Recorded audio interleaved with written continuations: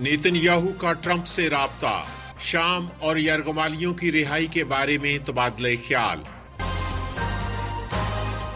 शाम के खिलाफ मगरबी ममालिक की आयद करदा पाबंदियां फौरी खत्म की जाएं, यूएन के नुमाइंदे का मुतालिबा।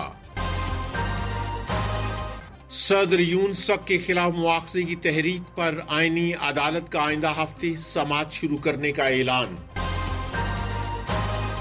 वॉइस ऑफ अमेरिका वाशिंगटन से अहम खबरों के साथ मोहम्मद जलील। इसराइल के वज़ीर-ए-आज़म नेतन्याहू ने अमेरिका के नौमुंतखब सदर डोनाल्ड ट्रंप से शाम की सूरत हाल और गजा में हमास की ज़ेर हिरासत इसराइली और गैर मुल्की यरगमालियों की रिहाई के लिए होने वाली कोशिशों के बारे में तबादले ख्याल किया है।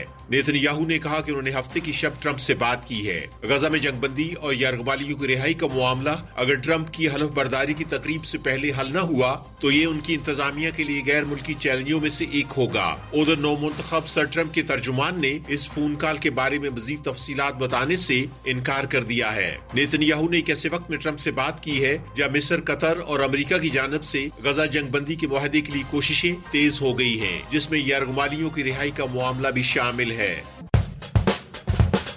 ये वॉइस ऑफ अमेरिका वाशिंगटन है। कतर के एक वफ्द ने शाम के दौरे के दौरान अबूरी हुकूमत के हुकाम से मुलाकातों के बाद दमिश्क में अपना सिफारतखाना दोबारा खोलने का ऐलान किया है। कतर की वजारत खारजा ने कहा है कि दमिश्क में कतर का सिफारतखाना मंगल से काम करना शुरू कर देगा। कतरी हुकूमत ने शाम के लिए अपने सिफारती मिशन के लिए नए सरबराह को मुकर्रर कर दिया है। कतर ने जुलाई 2011 में बशार अल असद हुकूमत के खिलाफ शुरू होने वाली एहतजाजी तहरीक के बाद अपना सफीर शाम से वापस बुला लिया था। ये एहतजाजी तहरीक बाद में खाना जंगी में तब्दील हो गई थी। बाद सऊदी अरब समेत कई दीगर ममालिक ने शाम के साथ अपने सिफारती ताल्लुकात बहाल कर लिए थे, लेकिन कतर के बशार अल असद हुकूमत के खात्मे तक शाम के साथ ताल्लुकात दोबारा बहाल न हुए।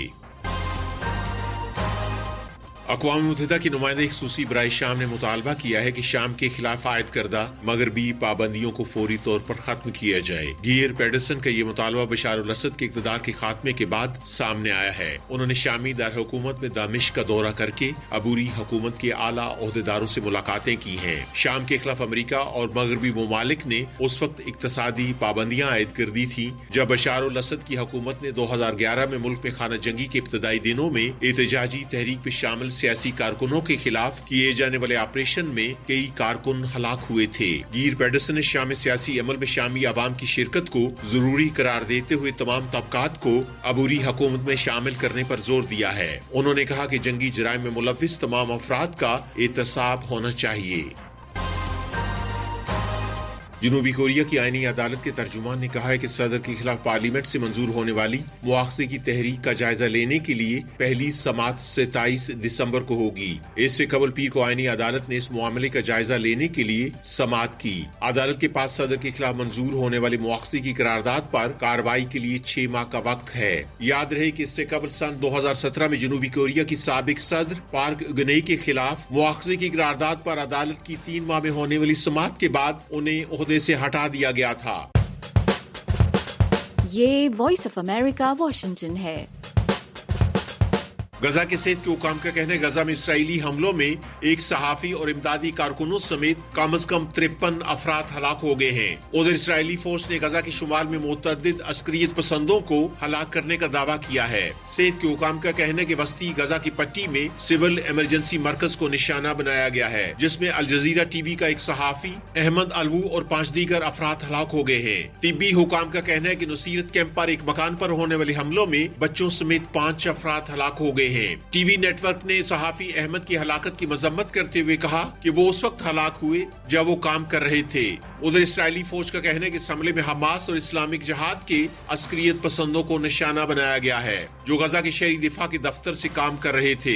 इसराइल ने सबूत फराम किए बगैर कहा कि अहमद इस्लामी जिहाद का कारकुन था। वॉइस ऑफ अमेरिका वाशिंगटन से खबरों का ये बुलेटिन अब खत्म होता है। मैं हूँ मोहम्मद जलील और एडिटर थी सारा हसन।